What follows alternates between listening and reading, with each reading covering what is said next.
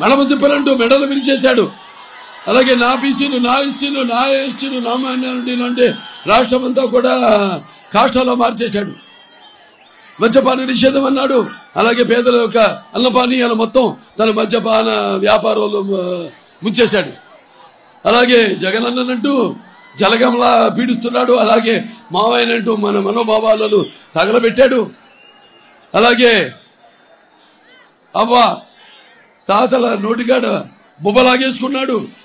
అలాగే నవరత్నాలంటూ మన నడువులన్నీ కురుంగదీశాడు. అలాగే నేనున్నానంటూ నువ్వు ఉంటే ఎంత కుర్రత్వం, దుర్మార్గం, దగా, మోసం ఉంటుందో నిరూపించాడు. అలాగే మరి దళితులకు అండగా ఉంటారని చెప్పి వాళ్ళ చావులతో తన కేకలు ఆర్పుకున్నాడు, తన ఆకలి కేకలు ఆర్పుకున్నాడు. అలాగే నా అక్క చెల్లెలు, నా అన్నదమ్ములంటూ ఆక చెల్లెల అన్నదమ్ముల ఆస్తిలోనే వాటాడుగుతున్నాడు. అలాగే నా ఆడపడుచులంటూ వాళ్ళ ఉసురు పోసుకుంటున్నాడు. అమరావతి రైతుల మెతుకులు రక్తపు ముద్దగా చేసే మార్చాడు. అలాగే ఈ రాష్ట్ర ముఖ్యమంత్రిని అంటూ దినకంత్రి పాలన చేస్తున్నాడు. అలాగే నాయకుడిని అంటూ నయవంచకుడుగా మారాడు.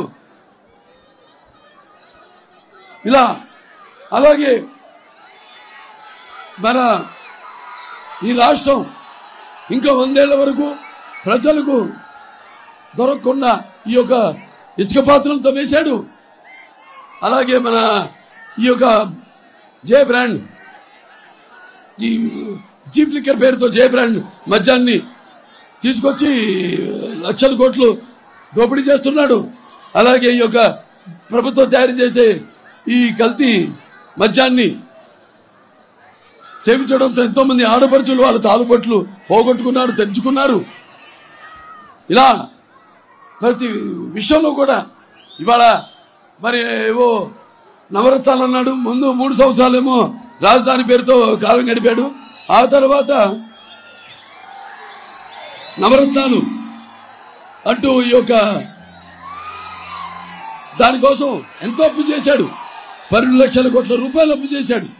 ఆ 12 లక్షల కోట్ల రూపాయలు అతను పెట్టేది, అతను ఖర్చు పెట్టేది 2.5 లక్షల కోట్ల రూపాయలు. మిగతా మరి 10 లక్షల కోట్ల రూపాయలు ఏమైందని అడగాలి, మనం నిలదీయాలి మనం. అలాగే ఏమేమో పుట్టిన ప్రతి బిడ్డకి 15,000 అన్నాడు, ఒక బిడ్డకి ఇస్తున్నాడు 15,000.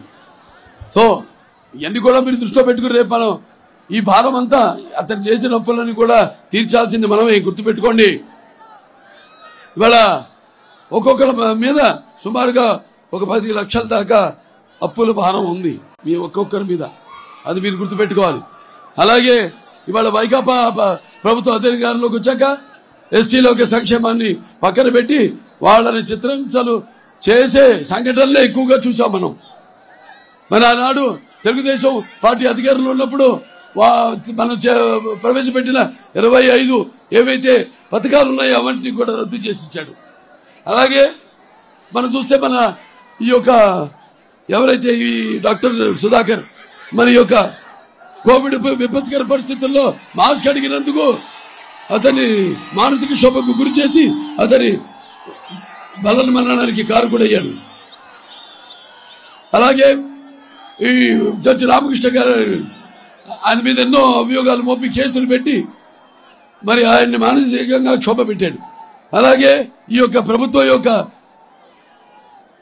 విధానాల్ని ప్రశ్నిస్తే పేద ఎస్సీలకి శిరముండలు చేయించాడు. అలాగే వాళ్ళ ఎమ్మెల్సీ అనంతబాబు దళితుడైన కార్ డ్రైవర్ని హత్య చేసి తీసుకెళ్లి డోర్ డెలివరీ చేశాడు. అలాగే ఈ యొక్క రాజధాని గురించి ఎవరన్నా ఉద్యమిస్తే నాయకులు వాళ్ళ మీద ఎస్సీ కేసులు పెట్టడం ఇలాంటివి చాలా చేశాడు. తెలుగుదేశం పార్టీ అధికారంలో ఉన్నప్పుడు మరి ఒక దళిత పేద విద్యార్థులకు వాళ్ళకి సబ్సిడీతో కూడిన రుణాలు ఇచ్చి ఇన్నోవా కార్లు ఇచ్చి వాళ్ళకి జీవన ఉపాధి కల్పించింది మన తెలుగుదేశం.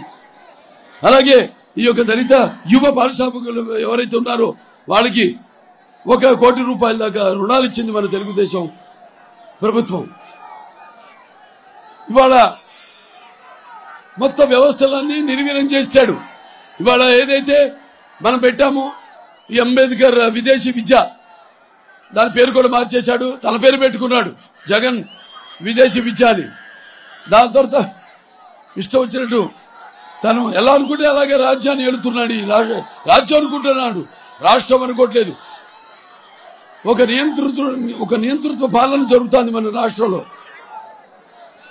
రేపు తెలుగుదేశం పార్టీ వచ్చాక మళ్ళీ అధికారంలోకి ఈ యొక్క అంబేద్కర్ విదేశీ విద్య ఏది ఉందో అది అమలు చేస్తాం. అలాగే ఈ యొక్క ఫైనాన్స్ కార్పొరేషన్ ద్వారా రుణాలు ఇప్పిస్తాం.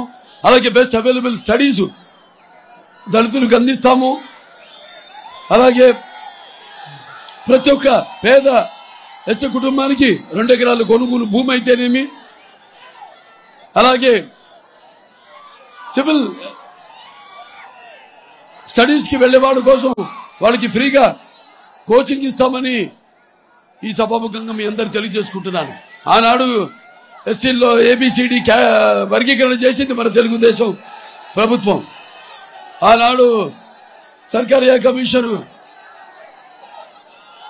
కేఎల్ గారు ఉన్నప్పుడు దాన్ని మన శాసనసభలో ఆమోదం పొంది మళ్ళీ కేంద్రాన్ని పంపించి సుమారుగా 22,000 పైగా ఎస్సీలకి ఉద్యోగ కల్పన ఇవ్వడం జరిగింది. అలాగే మొన్న కూడా మనం ఈ యొక్క ఏబిసిడి వర్గీకరణ చేసే అసెంబ్లీలో దాన్ని ఆమోదం పొంది మళ్ళీ అక్కడ పంపడం జరిగింది. మోడీ గారు కూడా దానికి ఆమోదయోగ్యంగా ఉన్నారు. తప్పకుండా ఏబిసిడి వర్గీకరణ చేసి తీరుతాం.